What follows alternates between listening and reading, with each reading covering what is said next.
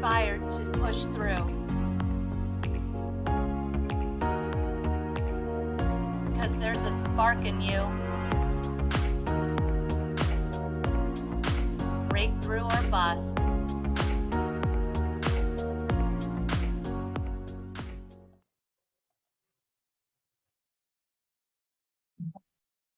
Hello, welcome back to Breakthrough or Bust. I am so excited to have Elizabeth here with us from Love 360. Elizabeth, will you tell us a little bit about yourself and Love 360? Sure. It's great to be here, Kalua. Thanks for having me. Yeah, absolutely. I'm Elizabeth, and my business is called Love 360. And Love 360 is a business that, and sorry, now my dogs are barking. But we were just talking about that. Yes, we were. So I'm sorry about this. No worries. So I primarily work with women who are dealing with stress and anxiety that are impacting sleep, health, relationships, sometimes their professional lives. They're often feeling stuck in negative patterns. Sometimes this is rooted in stuff from the past, and sometimes it's just a lot of current stressors. A lot of people have come to me during the pandemic because of all the stressors about that. And so I basically have a proprietary system of Reiki and crystal healing that I use to work with people to let go of whatever they're holding in their bodies that is causing them distress. Often it's old trauma, sometimes it's newer trauma, could be manifesting as physical illness, could just be manifesting as, anxiety, grief, anger, all those difficult emotions. And we work to release that so that people don't feel so stuck and they can interrupt the sort of maladaptive stuff they've been doing, those habits that don't work anymore, but maybe feel familiar, so they can move forward. So I work with people individually, and then I also offer workshops, and I sell little bundles of crystals that I call peace pouches. Ooh, I love it. Yes. So yeah, all of this stuff, you're totally speaking my love language right now. Yeah. This is all the stuff I love. And of course, anybody who does this kind of work that is helping women transform or anyone transform, generally has a story. Yes, I definitely have a story. Tell us about your story. What was your challenge? So my background is actually in social work. I have a master's in social work, and I went into social work for a lot of different reasons, but I think a big one was because of my own childhood. I had, a lot of emotional abuse in my childhood, and it was very confusing. There was a lot of kind of gaslighting and manipulation, and this is for your own good, or we do this because we love you. And so a lot of confusing messages about things that felt painful and harmful, but then, were dismissed as being, either all in my head or something that was supposed to benefit me. And so I spent a lot of my younger years feeling kind of bananas, like, my reality was not my reality. And then I also was very concerned because I'm an empath. I really got tuned into issues of social justice when I was in high school with the first war in Iraq. And, just really being concerned about violence and what was happening to people both here and in other countries with war. And so I think the combination of my own experience of feeling really unheard and unseen as a child, and then thinking about globally, who are all these people who are unheard and unseen, for example, children that are impacted by war, or children that are homeless. Those were two issues I was really involved in as a young person. And so social work just seemed like, a natural outgrowth of those two things, although I wouldn't say I was aware that my childhood was informing it when I was going into social work.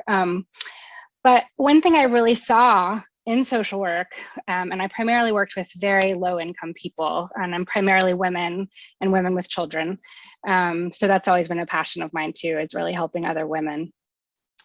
is that I saw that we were putting a lot of Band-Aids on things that were systemic problems, and Yes. putting a lot of Band-Aids on feelings whose root causes were very old and very deep.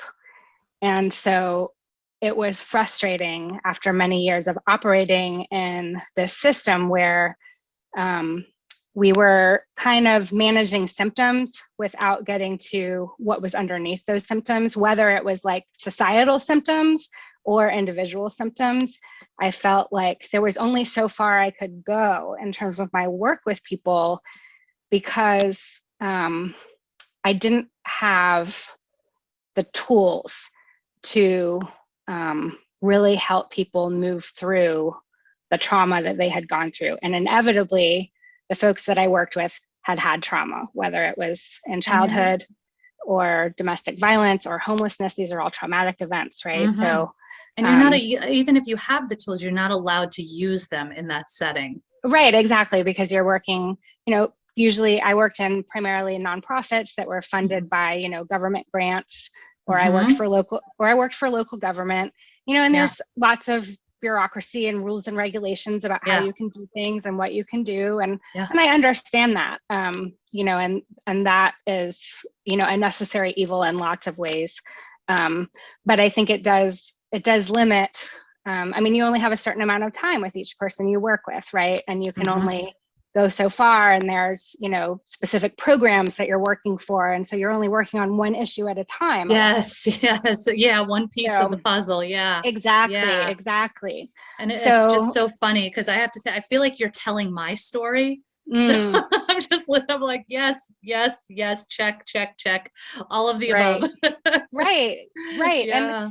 And, I think the other thing that I really realized is when I had my own children that I was really struggling with, can I still work in this kind of work where I'm seeing so many children who have suffered or are suffering, and not bring that home to be with my own children. So that was another piece that kind of came into it. What energy was I going to bring home if I was working with especially kids who are really in kind of dire situations. But I knew I still wanted to keep serving people and keep helping people, because I believe that's my life's purpose and calling, is to serve and to help people heal. But I didn't know exactly how I wanted to do it. And I kept sort of trying to fit this traditional social work model into my vision. And I love social workers, and I love social work, and there's my dog again. So, I'm not meaning to disparage it at all. I think it just, for me, I felt like I couldn't get where I wanted to get, and I just kept hitting a wall. I know that feeling so much. That was the same, the childhood, the the empath, the whole thing, right? Led to 20 years of the human services, social work. And that was it. I was like at this point where I was like, oh, if you could just do ... it would be amazing for you. Like, so much would open up. And there was one thing or the other. There was either I was not allowed to make those recommendations, right? Because they were too alternative, and I'm, funded by the state or this or that, and I'm not allowed to make those recommendations. Or on the flip side of the coin, the other people, like there were some people who were willing to hear it, but then there were the other people who really had become so married to whatever their challenge was, whatever the diagnosis was. Yes. And it's just, it becomes part of the identity, and truly it becomes a scapegoat. It becomes, well, I'm not able to because I can't get past this because. And of course, that is going to take a little bit more, deep healing in order to get through that. That's clearly some old stuff, worthiness stuff, all that, But again, that's not something you can delve into in however many minutes that you have with that person, or in that particular program that you're representing, or, Right. Absolutely. And I think that's so true.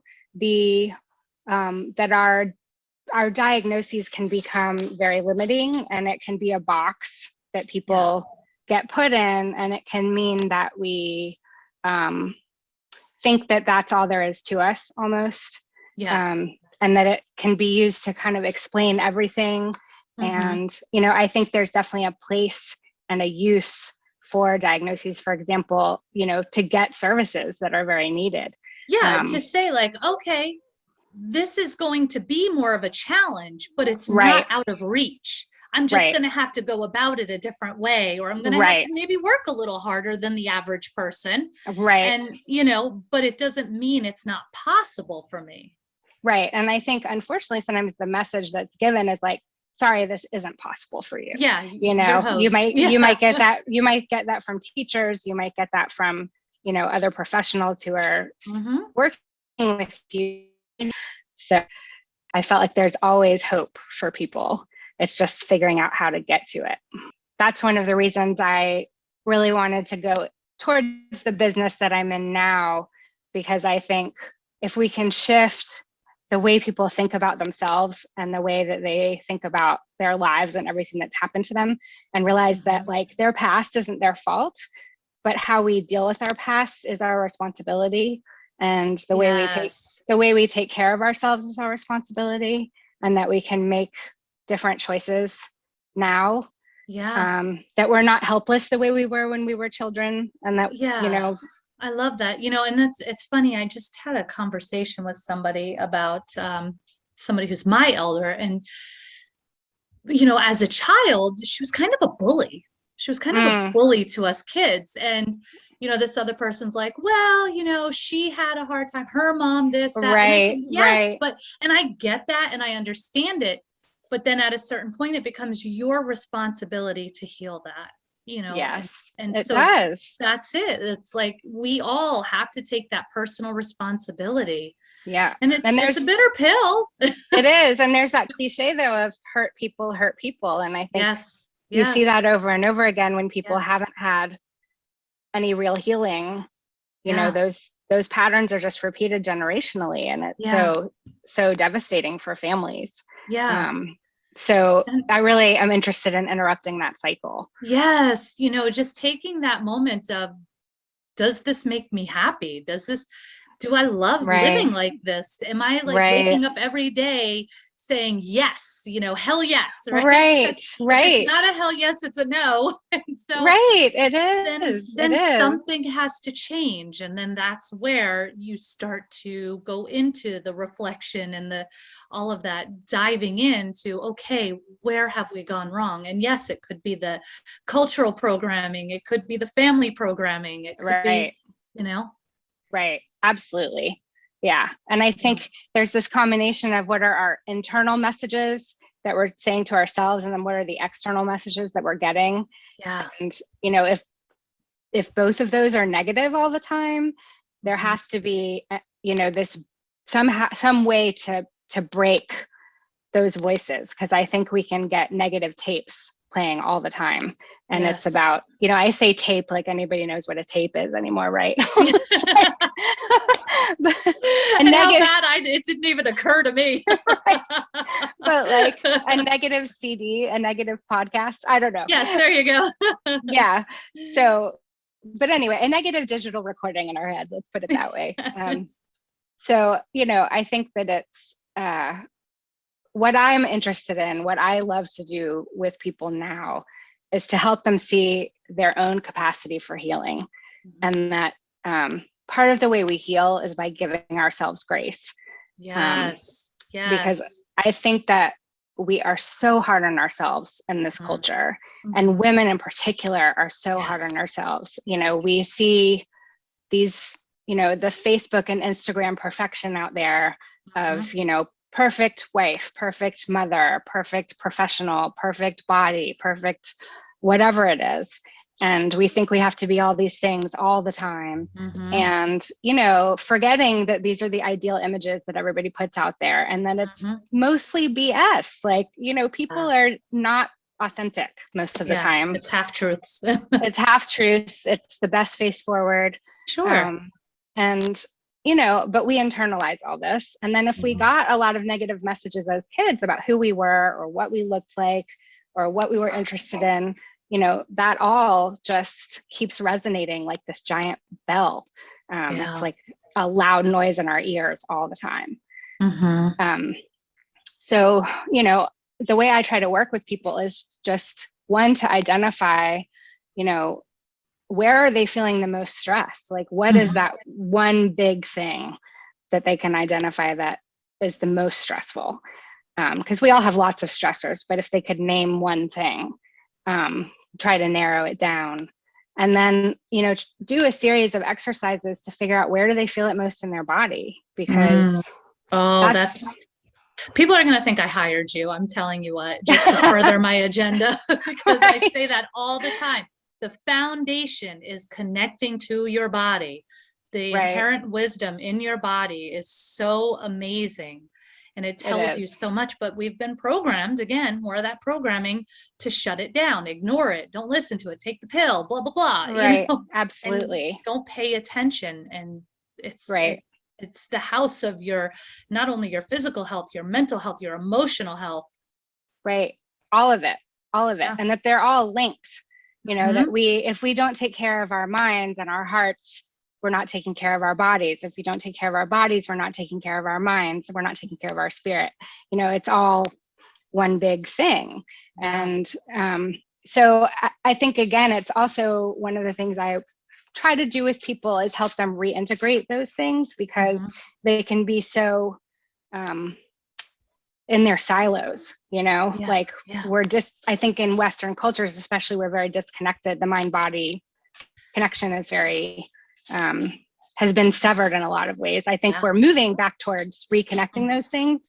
But, I think when we can figure out where our pain and stress is in our body, and realize that, it's maybe not just a physical ailment.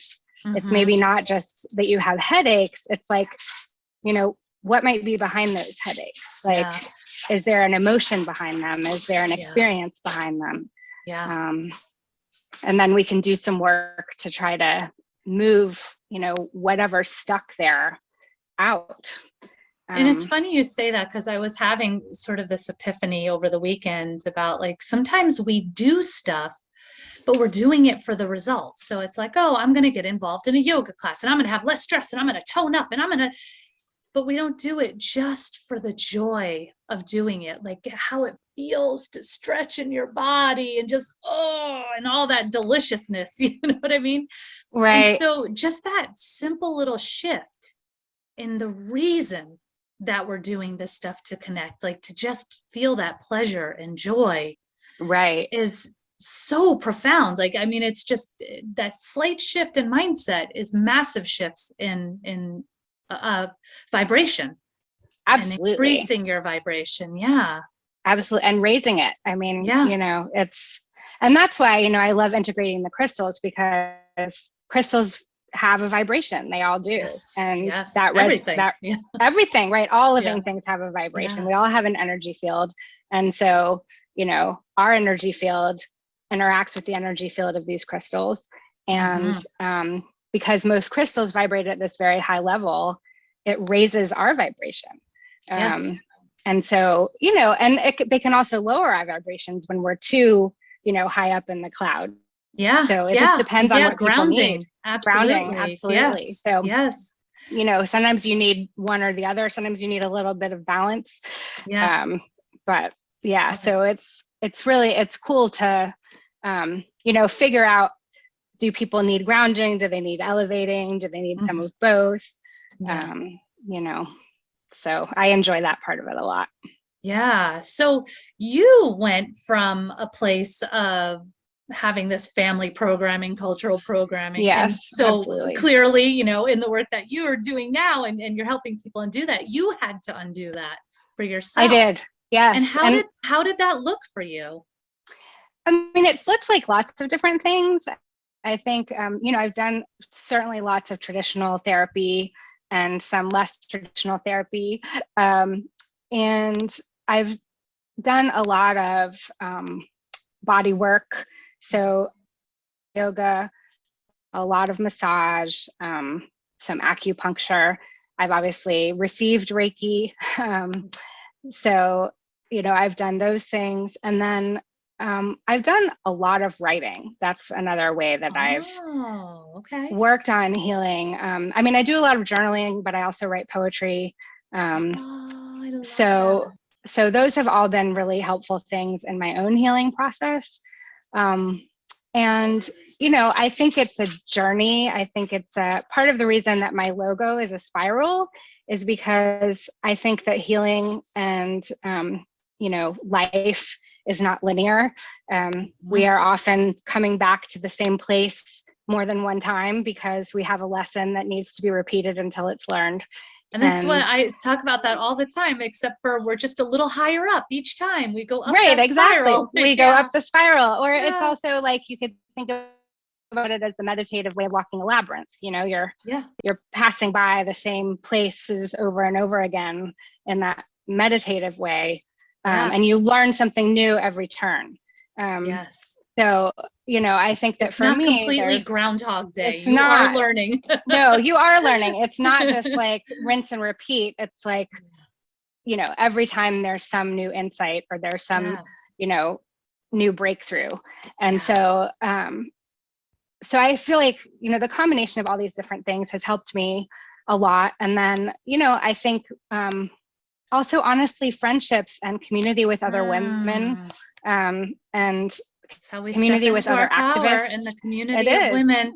It is. I mean, I have really, really dear friends. I have a core group of friends, and we call ourselves the wolf pack because we really are, feel communal in that way. And we show up for each other and have each other's backs and take care of each other when we're sick. And, it's a bond that's sort of beyond just like, we feel like family to each other. We would take care of each other's kids. And, I think so much of that community has been lost in our modern culture.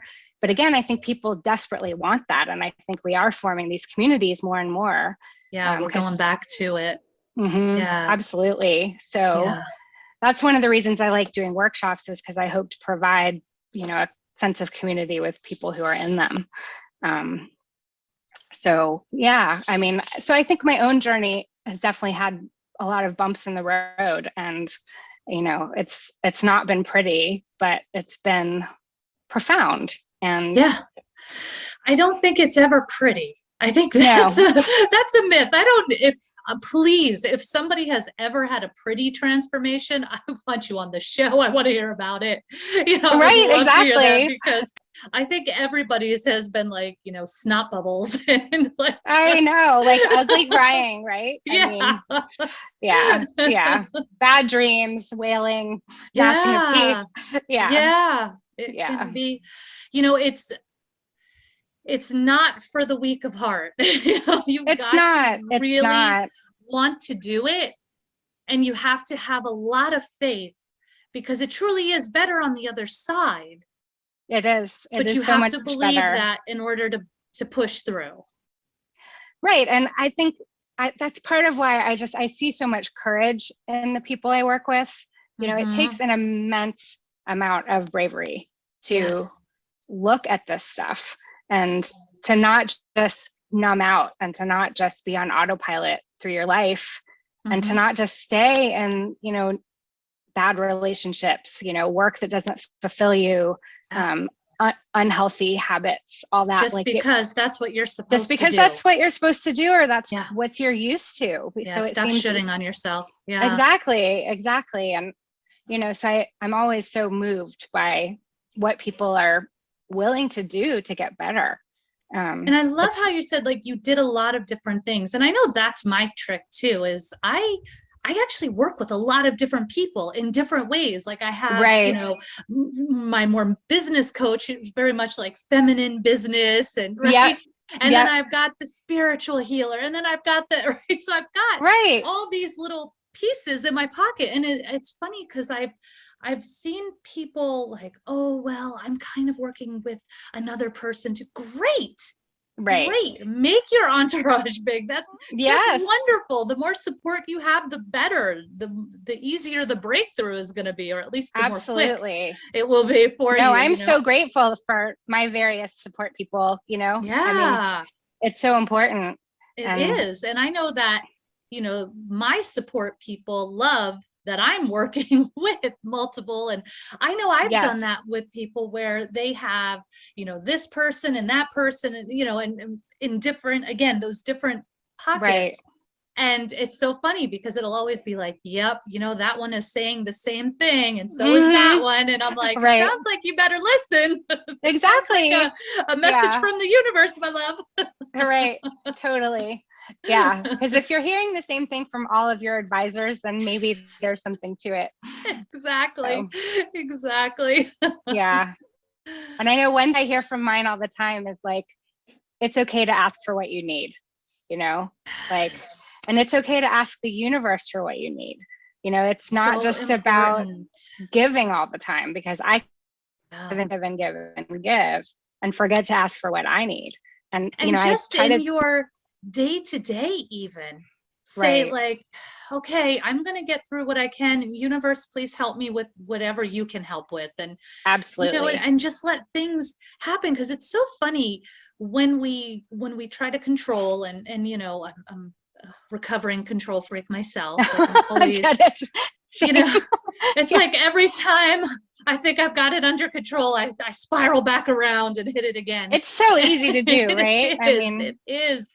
And so when yeah, we do that, we end up again in those patterns of working too hard, go, go, go, go, go, depleting, and then nothing is happening the way we want it to because we're not in that vibration of attraction, right? right, Nobody wants right, to work with the depleted person, right, right, and so right. we have to let go and trust and faith, like even in your day-to-day stuff. I'm I'm going to accomplish what I can today. Here's my priorities. Universe, please help me with the rest. Right. And you know what? You might find that pieces just start to fall into place. Yeah. And, I think for me too, it's about realizing that so many things just aren't that big of a deal. Mm. Like there was a minor catastrophe earlier I had gone to the drugstore and there was a container of shaving cream that exploded inside the canvas bag all over like everything else Goodness. that was in it. And Oh, I was in between meetings and I just thought, oh my gosh, I don't have time for this, and I started to yeah. get really agitated about it. And then I just thought like, just get some paper towels. It's not that big of a deal. Exactly. And, it's like, okay, universe, like, thanks for sending me a little like reminder to be humble and remember Yeah. that Yeah. things happen. And Yeah. This is happening for me. I'm not quite sure what the reason is yet. Maybe right, but maybe the shaving cream was no good and I shouldn't put right, it on me. So thank exactly. you. Maybe it Thank was you. that. But yeah, but again, it was just a moment of sort of like, I could get really PO'd about this and let it Hmm. throw me off, or I could just be like, okay, universe, Yeah. thanks for that. Or even taking those moments of as like, yay, here comes my breakthrough. Right, exactly. Shaving cream explodes and I get a new idea. Yes, right. Yeah, I'm telling you what, it's like it usually hits the fan right before the breakthrough. So that's so and, much. and That's that's so why true. we're always sharing these stories because it's like, well, that's when you want to give up, when it's like, oh, enough's enough already. No, no, Right, no, keep pushing right now. Like you're almost there. right, right. Exactly. Those are the moments we want to give up. But, Yeah. those are the Yeah. moments when we have to keep pushing. And, I think that, again, that's just one thing that I always try to remind people that I'm working with is that, the moment where you feel like it's hopeless and things are all is lost, that's the moment when if you can just hold on, there's going to be beauty and relief and release on the other side. Um, and it's just about trusting the process. I love that so much. And actually, I was about to ask you, what wisdom you want to share, but that might have been it. Yeah, no, I mean, I think again, and it's also like one of the things I also say to people is like, the body never lies. Like the Mm. body knows what the deal is. Yeah. The body knows what it needs. The We can body get knows how to into some take care of serious itself. denial about our Hmm. emotions, about our mindset. Like sometimes it's like, I'm not stressed. I'm good. And then, you go get the Right. massage and it's like, what's happening back there? Right. Right. Like, Right. And your but I massage wasn't therapist says like, stressed. I what was is this giant pretending. knot in your neck? Yes, I was pretending Yeah, I wasn't stressed, or I'm not exactly. resentful. I'm a nice person. Well, nice people get resentment as well. It's okay. Of It course. happens and we release it and we move on. Of But course. by not, acknowledging it, you can't possibly release it. No, And and then it so, makes us sick, you and know? then it's going to show up in the body. Yeah, Exactly. absolutely. I So just love that. trusting our bodies and what they're telling us. Yeah. Um, and it's something. I have some chronic pain issues and I get mad at my body sometimes. And Mm, then I have to remind myself, like, these are messages from your body that like you need to rest or you need to, feed it differently or, whatever it is, you need to go see a healthcare provider. It's telling you something. yeah. Listen. And I really try to remind my clients of that too, that, our bodies don't lie to us. And it is through healing our bodies that we really heal our hearts too. Yeah. I mean, for me, that's such a key one. Like I actually added it as an extra part of my program where we meet once a month and we like move around and we dance around Mm-hmm. whatever, we, That's awesome. I love yeah, that. because I was just like, it's so easy for people to be like, yeah, yeah, I'll get to that. I'll get to that and never get to it. Right. So it's like, yeah, Right. yeah, you're going to come. We're going to do it now. Yeah. I just think, it's so rare that we take that time to be in our bodies in that way as adults. Yeah. You think about how much children are in their bodies. Yeah. And they don't even worry about what they look like when they're dancing around or running around or rolling down the hill or whatever it is. They're just fully present in their bodies, and we lose Yeah. that. Yeah. And I think like it's so wonderful that you do that and you offer that space for people to just be present in their bodies. And it's just such an amazing thing because like we can use it to actually release the stuff that's not working for us. We just like shake it off, or Yeah. we move through things, or there's just so many things that you can do for your mental, your emotional and your spiritual health, while Yes. also helping your physical health, Yes. Yes, Yeah. absolutely. Yeah. I mean, it's one of the reason I named my business Love 360 is partially because I love the idea of, love radiating out everywhere.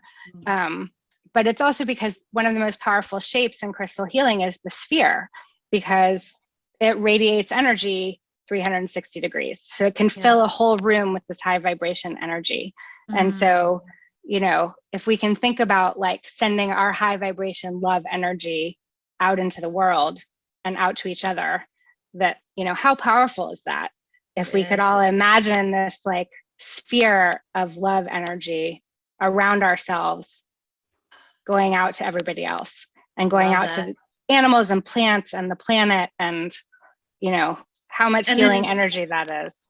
And knowing what you put out, you get back threefold. Absolutely. I mean, I believe that. I mean, that's just win, win, win, win, win. It is. I mean, you're not going to, there's no way to do harm when you're doing that. You're going to elevate the consciousness just by putting that out there. So I love that so much, Elizabeth. So can you tell us, where can we find you? So you can find me online on the web. So it's love360 inc, so like inc.com. That's, and you can reach me through the website. There's a way to contact me via the website. You can also just shoot me an email. It's elizabeth@love360inc.com. So those are the two best ways to reach me. I have a business page on Facebook, and I'm on Instagram as Crystal Mama 74. I love it. I'm gonna have to find you. Yeah. Wonderful. Oh, Elizabeth, thank you so much for being here and sharing your story. Thank you. I appreciate the opportunity so much. Oh, I'm so glad. And for you, if you, those of you listening, thank you so much for being here. And remember, Yes, please thank keep you. pushing through because there is a spark in you. Bye, loves. Bye-bye.